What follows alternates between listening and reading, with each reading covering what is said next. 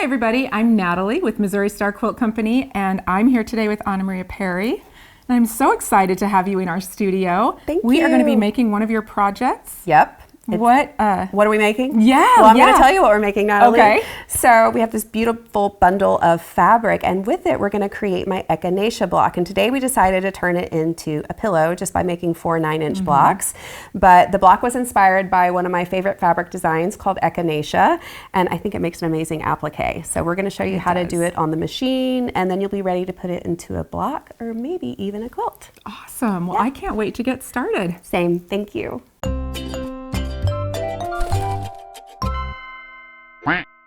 To make the Echinacea block, we are going to start with this bundle of materials that has been custom selected to have lots of fun options.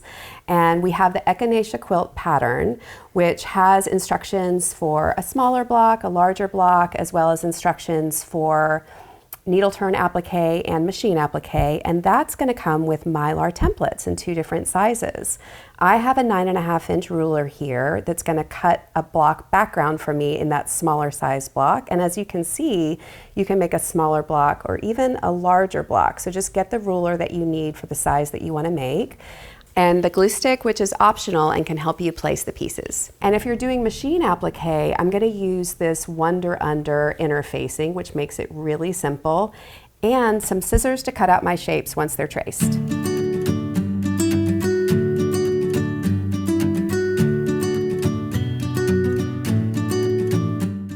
Well, I've always loved your Echinacea flowers on the fabric, yes. And now you have a block and a quilt. I'm There's so a excited. block, and it's in the garden. It's everywhere. It's so beautiful. One of my favorites. Thank so you. Let's see. How do we get started? Okay, so this block, like a lot of applique blocks, starts with a background, and my pattern offers a couple different sizes. It could really be any size. You just have to keep in mind how big the petals you're using are, how big the flower is going to be. Today, we're going to do a 9.5-inch square to start with, and so you can see that I've already got that cut here. And actually the sneaky part about this applique block is it's not all actually applique. There is a set in stem. So that is the first thing that we're going to do. So I've got a 1-inch strip here that's a good bit longer than this corner to corner. The pattern will tell you specifically how long. Oh yeah. But we need it to hang off 1 inch or so at each end, okay? But before we can set that in, we have to slice this from corner to corner. And I'm going to do that now, unless you fight me for it. Oh no. Okay. Kind of hard to see this black fabric, but I'm going to go corner to corner. Our cutting mats are too dark or too light depending on our fabrics. I think that's just kind of a... So it's as simple as that in terms of cutting, but just a few tips about sewing. So this sewing is no different than any sewing, with the exception of the fact that the line that we've just cut is actually on the bias. Right? So as we know, the bias can be, I like to think of it as like just special. You know, you want to take good care of it, right? That's good. Treat it with extra care. Treat it with extra care, that's right. So because of that, I like to sew with my on-grain fabric on top. Oh, smart. Yeah, because the top piece always tends to stretch a little bit more than the bottom piece on most machines. And so I like to sew with it on top. And you just want to make sure that that strip extends beyond the points at both ends by about 1 inch or so. But then the sewing is pretty normal.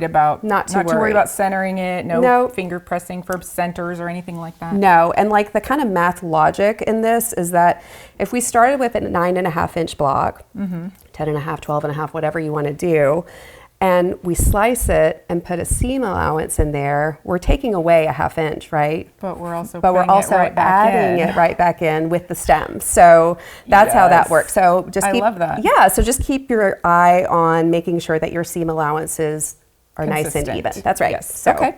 So you want me to go ahead and stitch this together? Yes, please. Cool. And pins or no pins, just however you roll. No pins for me. I knew we were going to be friends. I'm a free-flying sewist.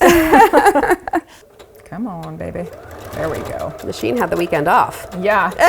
She's like, I'm not sure I want to get going today. Yeah.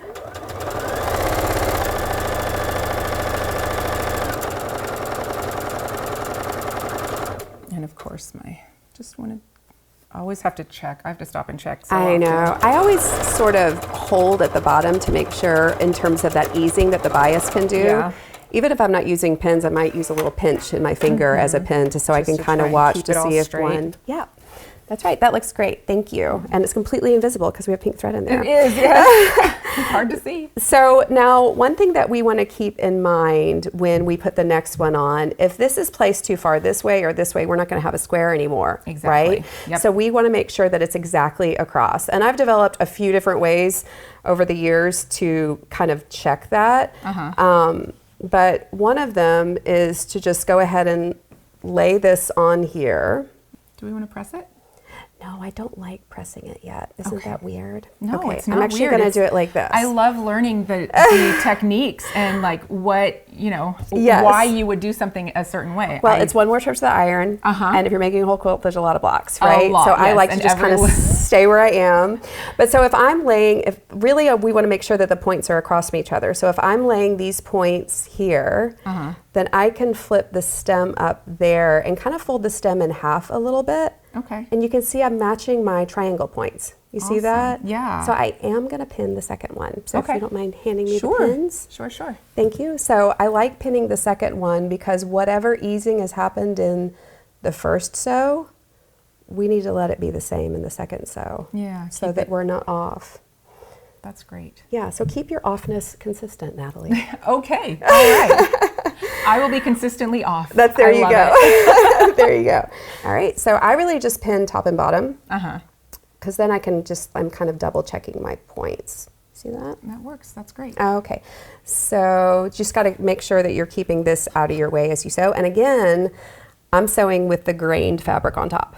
Okay. So instead of sewing on this side, and it's a little bit too blind from this side, everything that's going on there. Okay. Okay. That works great. Yeah, it can be a little fiddly. The more you do, you definitely catch up to the fiddle. Yeah.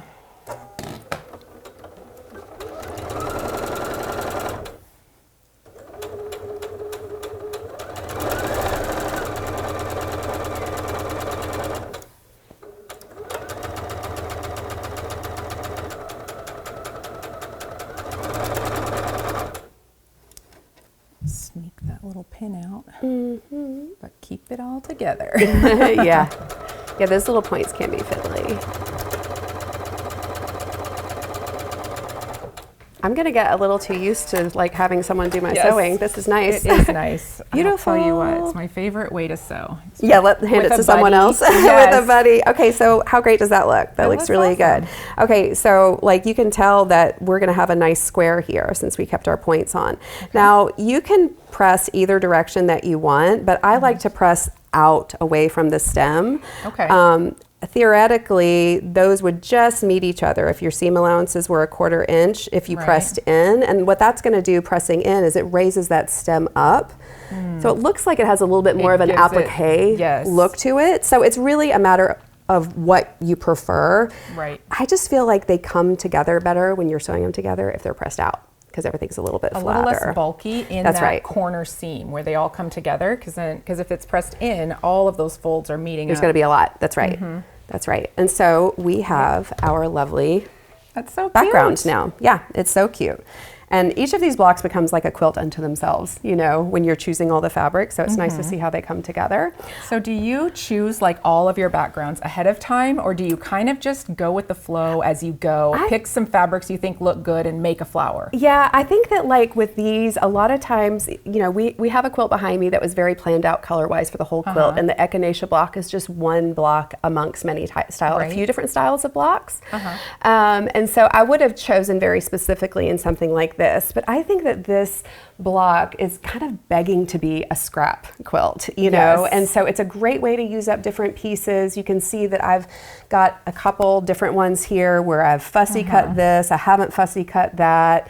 You know, none of this is really fussy cut, but I'm really just, I really like the play. I love it. I like the play. So I think sometimes your scraps can inspire you, or whatever your newest fabric find is can inspire, like, oh, that would make a beautiful flower head. It would fit right in that oval perfectly. I love so it. for today, I really focused on, of course, the bundle that we have, which is a little bit of everything. We have a few pieces from a couple different collections, and we even have some woven yarn dyes in there that are really different. I love the wovens in combination with the florals. They're just so pretty, and it looks so full of texture and depth. I always have loved, even when I'm designing collections, I love when a grouping of fabrics looks like something that's been collected over time and from like different sources. And Yes, so, that is. and this really has that feel. And the pillow that you made, you know, we use those wovens as backgrounds, which are really nice, but you can use them a few different ways. So this is like the dug into, scrapped around with an unfolded version of this beautiful stack. Right. And so the pieces that I chose for it really are kind of what I call congruent. In other words, they sort of all seem like the same color family. So Okay. these are the kind of pieces that I chose. They all kind of look like they're in one family together. They've got these warm oranges, a little plum and pink. Very pretty. But let's talk about how we go to have these lovely shapes, okay? I'm gonna move the ironing mat out of the way because it'll be easier to trace or show that Right. without it. Well, no, you know what? I'm gonna leave it You in can place. just turn it. We and could slide turn it so it's You are the boss. out of your way. Yeah, That I way think you it's can- easier to show flat. Yeah. Okay, so one of the products that we introduced is the Wonder Under, and otherwise known as the 805, the Pellon 805. Yes, yes. So this material is my favorite material to use for machine applique, and that's what we're showing first. In a bit, we're going to talk about doing it by hand if you want a seam allowance. Okay. But I think most people are probably going to approach doing this block by doing it on the machine. It's quicker, it's easier. When I teach class, I show them the quick and easy one last, and I make them do the hard one first. That's But we're fun. going the opposite way today. So as I mentioned, the pattern comes with templates, and these are Mylar templates, and they have a few different uses. They're very versatile, actually. But you can see that there's 2 different size flower heads, 2 different size petals. Since we're doing 9-inch block, we're doing smaller gonna use petals the and little flower ones. heads. Yep, so we're gonna Got set it. that aside. And the way that I use this Wonder Under is I trace the shapes on the paper side. Okay, you know that as soon as you touch it, that there's a fibery feeling side and then the papery side. Yes. So I just take a pencil and I trace 1 flower head and 6 petals. You can change that number if you'd like. You could have 5 petals, you could have 4. I think 6 is the most we can possibly fit on this 9-inch block, right? Yeah. That looks pretty close to the edge there. Yeah, they're really close to the once edge. you put that in your quilt, You have to that's keep gonna an be eye. right on the. Yes, and what that does is that puts a lot more flower in your quilt. So if you want a little bit more open air in the background, just go to a 10.5-inch Right. block or Make a 11. bigger background square. That's right, and you'll get a bigger quilt faster with That's the same true. amount of applique too, and you won't have to fuss quite so much about how close they are to the edges. So that's just Yeah. personal preference. As long as they're all the same size, it's Yeah. the only thing that matters. Okay. No kidding.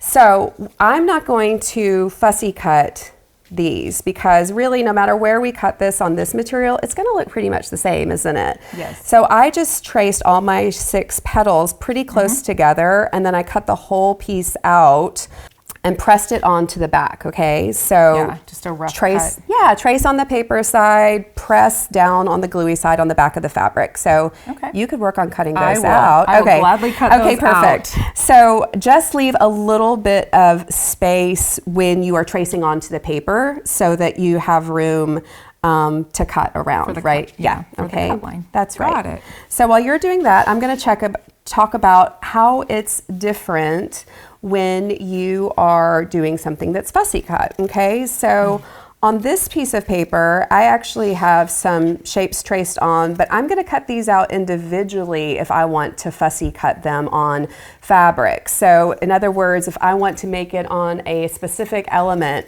like on this one straw flower right here, I'm gonna isolate that fabric. I'll use my rotary while you're using the scissors. I'm going to isolate that piece, but when I cut it away from the Pellon, I'm actually going to make sure I leave a border around it. We don't have to have these scrappy edges. I'll clean those off. Conserve fabric. But instead of like putting a whole bunch of shapes on the back of a fabric, I'm just going to use this one. And for an example, I'm going to take, as I did with this piece,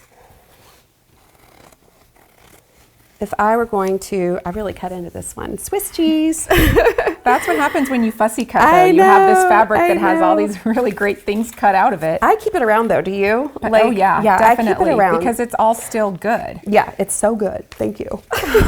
It's extra good. But I'm just going to press this a little bit because I want a nice smooth space before I decide where. All right, so I'm going to slide this back in here.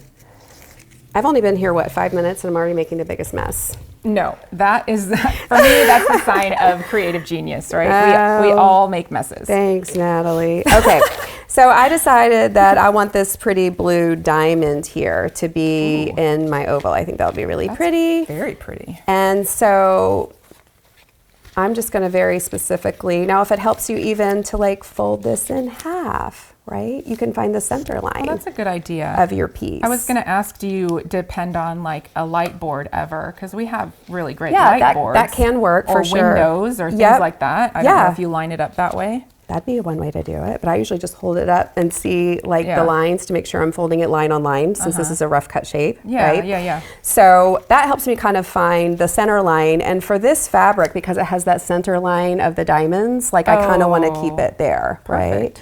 So we'll see how I do. All right. So I'm just going to press this gluey guy down. Actually, do you use steam? I don't use steam when I do this. I don't use have the steam turned on. Classically, I just don't have steam in my iron most of the time because I'm not willing to risk the Just run out of steam, water. Natalie. Oh yeah, I ran out of steam a long time ago. Classically, but no, classically, no, I just don't want the water to come out on my blocks. Yes, or on that paper and wrinkle it up. I'll use a spray starch if I need it. Right. But most of my ironing is dry. She's an expert cutter, folks.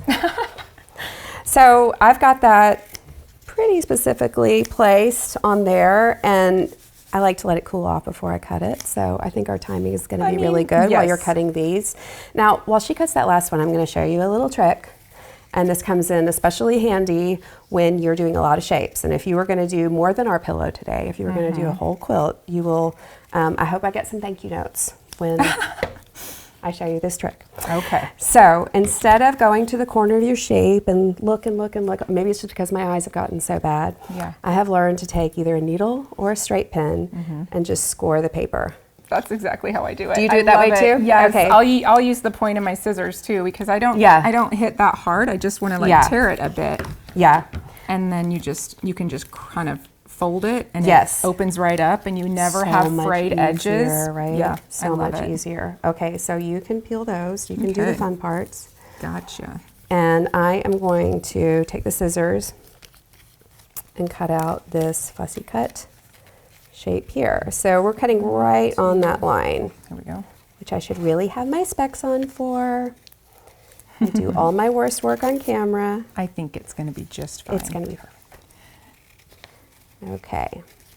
So yeah, the thing that's kind of fun about a scrap version of these blocks is that, as I mentioned, every one is like a little quilt unto themselves. You know, it's like every time you put a new group of fabrics, a new flower head and petals together, it's like a little bit of satisfaction. Look at this one, you know. I know, I love it. All right, I've already wrinkled this guy by casting him aside. I'm doing a quilt just for personal fun that I've been working on for a couple of years now. What's that?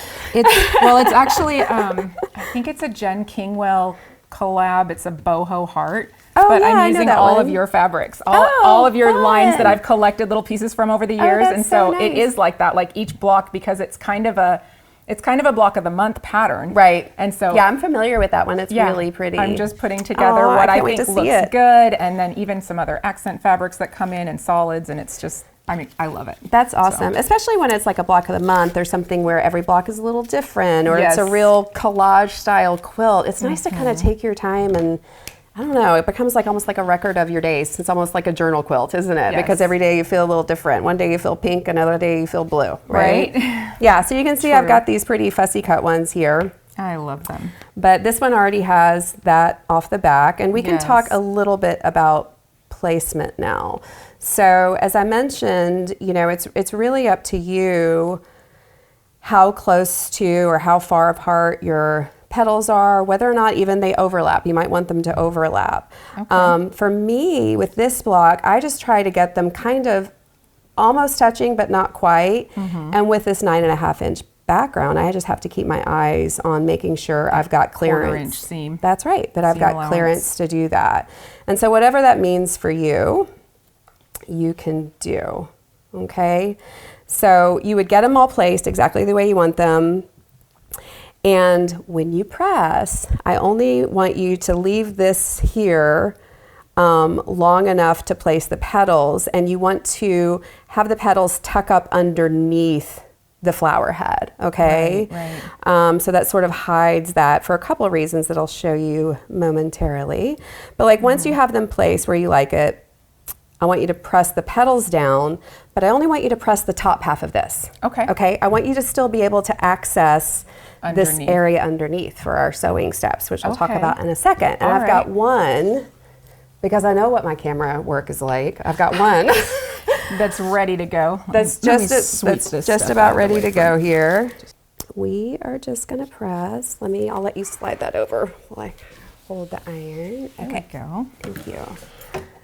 So I think that looks, this guy's too close. Let me scooch him.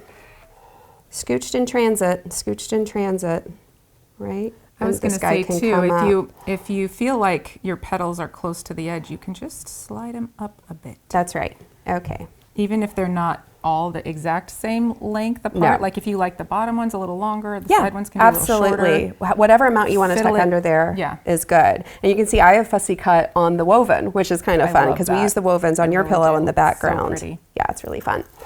All right, so we are just going to press, oops, no. We're just going to press the petals completely, and I'm going to hold the flower head in place. But I'm only going to press the top of the flower head. Okay. I want to leave the I'm bottom curious free. why. I'm dying to know. The suspense. Yes. The suspense. The drama in Quiltland today. Okay. Okay, so once we do that, now you could sit, are you a person that likes to do a bunch, like prep a bunch and then go to the machine, or do you like to completely finish one? I like to completely finish one at the very beginning. Smart Always girl. finish one. That's right. And then what I like to do is it in chunks. So I would do maybe like 4 or 5 blocks at a time. Yep. Rather than like all 40. Yep. I get overwhelmed by the larger numbers, Yeah. and I get bored with what I'm doing. So I like to get up and iron Yeah. 20 of Change them, it or up a little 5 bit, of right? them, or Yeah. cut out a few, you know. Yep. So now I'm going to show you this partially stitched, actually. Okay. And you can see why so what I do when I sew this down on the machine is I sew the petals first, okay? Okay. And instead of sewing one petal, cutting, and starting another one, I do it And in you one just keep contiguous going. stitch all the way up. And that pivot that I do up here is going to get hidden by this. That's now very smart. Well, thank you, Natalie. This is why I'm here. I like it. Just compliments. But I do like to go ahead and press this down just to have it there. Now, if you find that annoying, you can go ahead and place the petals and not iron this down at all and just Right. like come back and iron it later. Okay. It's completely up to you. I like to have a look at it and just go ahead and press it in place, especially if I have a few going at once. Yeah. Then I've got those prepped and I can just sit at the machine for a while, right? Okay, I love that. And Yeah. I think if it was in the way, you could just stick a little pin in there. You can absolutely just pin it out kind of of your way. get it, yeah, It hold doesn't end up being that hard, and it's only in the way for just a second. Okay, so I'll start at one side and stitch down, pivot, come back up, pivot, go back down, and that's less threads to cut as well because you don't have to cut every single thread. So I just stitch all that down first. Now, this one, I love you picked like 3 different Yeah. fabrics and then repeated them, like mirrored. Yeah, but so cute. one of the things that I really like doing when I'm designing fabric is to kind of create a lot of fabrics in one. So this is another colorway of the same thing. That's what these are then. Yes. Okay. So this is actually all from the same piece of fabric. Wow. This is the different colorway of it. And so you know it's all going to look beautiful together instead Yeah. of using like 5 different fabrics. But like when you cut different parts of these fabrics, it's almost as though you would think that maybe like these came from different fabrics. Triples or quadruples your stash Yes. capabilities. Yes, so this That's is so almost great. sort of like a patchwork fabric, but it's interesting in terms of the graphic as a whole. No, I think this would actually look so beautiful. Just hand stitched on a full, Yeah. full Yeah, like a whole whole cloth cloth quilt, Yes, yes. and or you can do a little bit of It'd be so embroidery. pretty. But so I always like that 2-in-1 thing with fabric design, where you can use it on its large scale, but then you can also kind of mine it for all these smaller applique. The other thing that I think opportunities. is really valuable about this conversation is just knowing that that's the intent, because I think a lot of customers out there will like look at the fabric and go, what do I do with that? So much, and this is my answer. Yes, so much. So These much. are all the things that I was thinking of when I designed it, and this is so great. Yeah, we even have a diamond quilt out of this where I cut 4 diamonds at a time, and that's the size diamond for the 1 patch quilt, right? So that 1 diamond looks like you've patchworked, but it's really just the 4 different styles in there. Love so yeah, I love I'm that. always thinking of you. I'm always thinking. Possibilities. That's right. So I've already stitched this, and I think that we have the machine loaded actually with a color that you can see a little better. We do have a color. I need to set up the stitch. What stitch do you prefer? I use a blanket stitch. Okay. Now, if you are really comfortable and know all your decorative stitches well, you can choose your favorite, but the blanket stitch is a pretty quick one in terms of it completing itself. You know what I mean? The decorative ones that jump around for a while can take some time to complete, and you're just waiting and waiting for it to get done. I don't have the patience for those very often. Same. So sometimes I like using one that looks like little cross stitches are really pretty, like if you really want that look.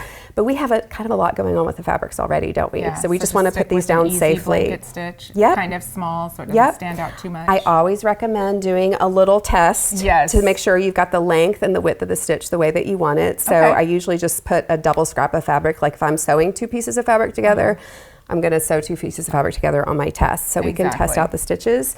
The only other thing that I want to point out that I really try to do, and I even talk about in the pattern because I feel like it's really important, especially if you're new to machine applique, is that I always sew sort of on the right side of my shape. You can sew on the left side if you want, but when I'm sewing on the right side of the shape, I always make sure that the farthest needle drop to the right, you know, so a machine stitch will have like a couple needle drops, right? So if it's a blanket stitch, there's stitches running this way and stitches running this way. This one on the right is, so there's 1 needle drop here, and then there's 1 needle drop to do the little leg, right? Yes. I always make sure that that outside drop is happening just on the outside of the shape and actually into the background of the fabric, right? Rather than on the top of the applique. Rather than on the top of the applique, because it tends to make this really nice wrap on the edge of the fabric, and it also prevents piercing that very farthest edge and encouraging it to maybe fray or open. Yeah, so like the glue of the Pellon works really well, but if you're piercing the very farthest edge of that fabric, you might encourage it to open up a little bit. So that trick has worked well for me, and that's why it's kind of good to practice, to watch where that needle drop happens. So that you can keep an eye like on your foot, like where you're putting the needle on the right side. So I think we're going to need to change the presser foot on this machine. Good idea. So let's get it all ready and we'll come right back. Okay. All right, so we have got our presser foot changed out, and we found the blanket stitch and tested the size. So you'll want to do that at home on your machine, whatever. Yes, it's always good to whatever test it stitch first. length. Yes. This is ours. I don't know if you can see that, but we've gone with something kind of small and tight. Yep. I like that. Yeah. We're ready now. Yes, and you can choose whatever color you want. If you might want your stitches to completely go away, to just really focus on the fabric, which I sort of did on these first ones. I chose kind of an aqua. And if you have multicolored fabrics, you can kind of just get a general sense of what color might hide them. I was going to ask, do you ever use like a monofill or an invisible thread? I do that when I am doing a kind of fake needle turn applique. So if I start with a creased edge and I want to do a hidden stitch, I'll do like a blind hem stitch. That's just that little, it's like a blanket stitch, but it has a little zig. It just stitches right next to, and then it barely comes out. That's right. It just takes a little bite. And if you do that with monofilament against a creased then you folded really edge, can't see it at all. And I had a friend, Cindy, that like, she's amazing. I'm not really good at that. Okay, which is why I do it by hand. I'm gonna have to practice because I don't really love needle turn applique as a practice for myself. I'm not very good at it, and I feel like I don't believe you. I probably need a lot of practice. You just gave me a huge challenge. Now we're going to come back and do that. But I would love to experiment with that stitch and see if I could make it look good, because that would speed it up too. It would speed it up, and you really can. My friend Cindy Luby in particular is excellent at the machine version of it.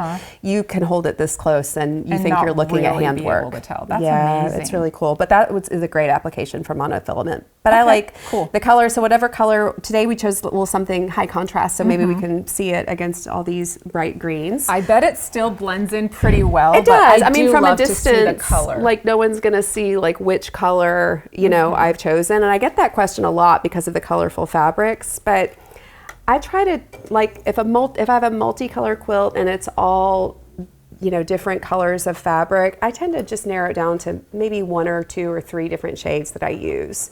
And that's really more focused on light or dark, right? So if you want the contrast, you can choose a dark thread on a light fabric and the reverse. I'm trying to figure, oh, there we go. Yeah, where your stitch sequence is. Yes. Yeah. Okay, so I always want to start and know that my needle is going to go in exactly where I want it. That's right. On the edge of the fabric, and then I want it to go into the That's right. applique. So we want it to drop into the background right at the edge of the fabric, right at the and then edge. kind of wrap. So it takes a bit just to get it really lined up. But Yeah, I'm for thinking sure. I'm ready to go now. Oh, we forgot to press it. Oh, did we want to press it all the way down? I guess we do, huh? Okay, well, let's do that. Cool. Remember, we left this one edge up. You're right. Good We catch. got chatting about monofilament Just like quilt retreat. and all the things. I know, chatting away. Yep. All right. Okay, here we go. Get her lined up again. Mm-hmm. Do you have a place you like to start? That's another thing that I get. I don't get too hung up on it, but I always wonder, like, if there's a better way to kind of hide the beginning and end. Yeah, I don't worry too much about it. I Okay. really don't. Like, if you're using a higher contrast thread, I might start in a portion of the print that's a little darker.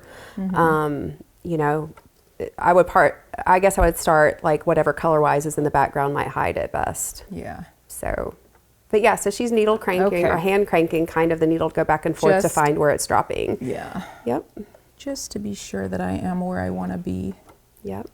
and I think I am. We'll know soon So enough. We will know soon enough. Perhaps.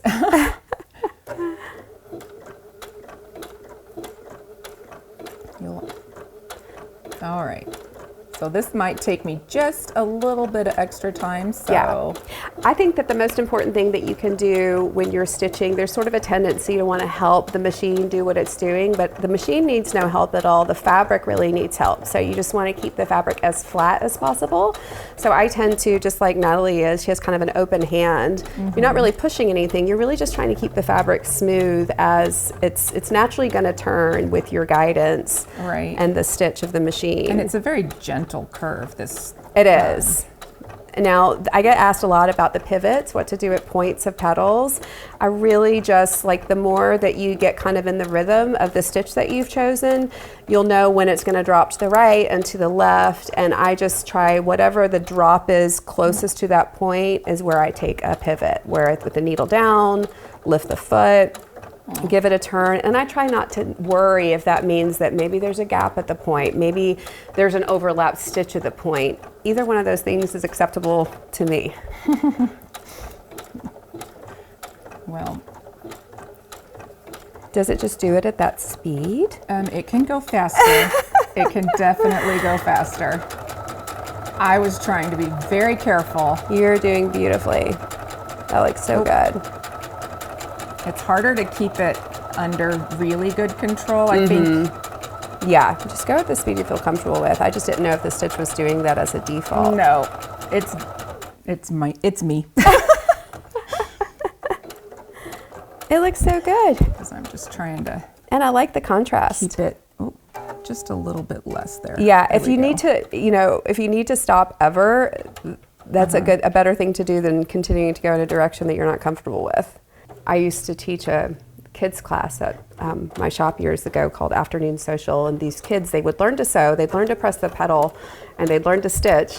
But if it was going away they didn't want, instead of taking their foot off the pedal, they would say, Miss Anna, And they would just keep making keep it pressing go. the pedal and shout at me, and I'm like, let go, foot off. It was so cute. Stop. I'm like, just take your foot off. Stop. That looks great. Lift and release. It's looking so good. Okay, almost done. I just can't get this to turn the way I want it to. There we go. It'll straighten itself Another thing out. that this machine probably does, and a lot of your machines might do, is it allows you to adjust the presser foot tension, like how much that presser foot is pushing down on the fabric. And when I'm doing turns, that is something that I like to adjust and like loosen up. So it allows that fabric to kind of turn and glide underneath a little bit more. Because in our normal kind of utility sewing, when we're sewing things together, like a seam that we don't want to come apart, we want that presser foot kind of tight, but in this, it's more decorative and we want it to be able to move around with a little bit more ease. All right. I think we got all the way around. Oh, machine's mad. It's not perfect, but it'll do. I think I've got like one skip stitch right there. No, it looks so good. That looks amazing. I'm going to try not to point out all the flaws. No, there's no flaws. There's no flaws in sewing. No, it's perfect. It looks so good. And in fact, that magenta looks so pretty with the magenta stem. Oh, yeah. And you can see that like close up, that thread color does do something. It kind of gives it a different little edge than the lighter stitching does. It's really cute. So good. So a little press and your block is done. And we made 4 different blocks to make the pillow. And then do you trim these before you put them in the quilt? Yes. Okay. So the trimming is actually the last thing that we do. Now, a lot of people will want to like go cut this off. Straight. Oh, yeah, no. You don't want to do that. So you need a corner. Yes, you need a corner. So we can talk about the trimming. And this is a great time to remind people that even if your blocks, which I think this one started out a little small, even if your blocks end up smaller than that 9.5 or 10.5, again, if you're joining same blocks together, they just have to match. They have to be the same size. They just have to be the same size. So like if it ends up 9.25, trim all your blocks to 9.25, right? That's right. That's what we and we only say tell that your all best the time friends. Too. Yeah. Exactly. Exactly. But just even without, measuring or worrying about this, just I want to point out the logic of how this works. So we have these 2 points here, but the new points of our block are actually going to happen in the stem, right? That's why we have to have that excess. We can't just trim off straight there. Right. So if we just kind of look at these lines and these lines, and especially when your ruler has a line down the middle, you want to set that in the middle of your stem. Now, don't be scared when you look at that line running down the middle and you see that your stem is kind of going like this a little bit. That's normal, just like in nature. Just like the rest of us. That's right. That's right. So the only thing that you need to worry about. Always just kind of eyeball it, Try to make sure that you've got an equal amount on both sides of the line so that you stay centered on the stem. But yeah, and in terms of squareness, we did pretty well. We only have this one barely little piece right over here that I wouldn't even worry about. Like when you're preparing to sew these together, those things just kind of, in the grand scheme of things, they just roll right off. So that's our new point. Awesome. Okay. So measuring, I'm not going to worry about. I'm just going to show those points, right? How to trim those off. Yep. That's it. Perfect. Almost perfect. There we go. All right. So we used 4 in the pillow, and let me grab that pillow. Yeah. So, where do we have that? Cute. Yeah, you guys did a great job, and I love the black stems. It's very. It's so bright and bold. happy. It's I love it. Bold. We like bold. But you can see that we use the woven fabrics in the background, which I think are so pretty. I love woven. And the black stitching on here is a really nice accent as well. I always think that applique quilts or accessories should have something to appreciate from across the room and from close up. And like when you choose to do different fabric or thread colors, that gives you that close up kind of enjoyment. I love that.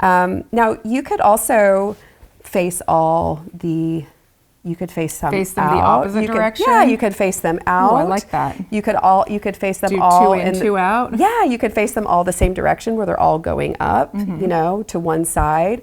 But there's so many ways that you can set these. But this makes a really nice graphic, I think, with the black especially. I love that. So pretty. Well, this has been so much fun. I've loved having you on, and the Echinacea flower and pillow is just beautiful. Thank you, thank you. So where can everybody go to find more about you, more of your fabrics and patterns and designs? Yep, thank you. So the main website is annamariaparry.com. And from there you can go to Anna Maria Textiles and learn more about the fabric collections. But I have just really loved sharing this with you. I love making this block, and I certainly love sharing how I do it with people. I've enjoyed it as well. And I hope everybody out there has enjoyed this video on the Echinacea pillow from Missouri Star Quilt Company and Anna Maria Parry. Thank you so much. See you next time. Bye. Hi everybody, I hope you enjoyed today's video. We're trying super hard to get to 1 million subscribers, so if you enjoyed it and you want to see more, just hit subscribe and share with your friends and encourage them to do the same, and I will see you next Friday with a brand new tutorial.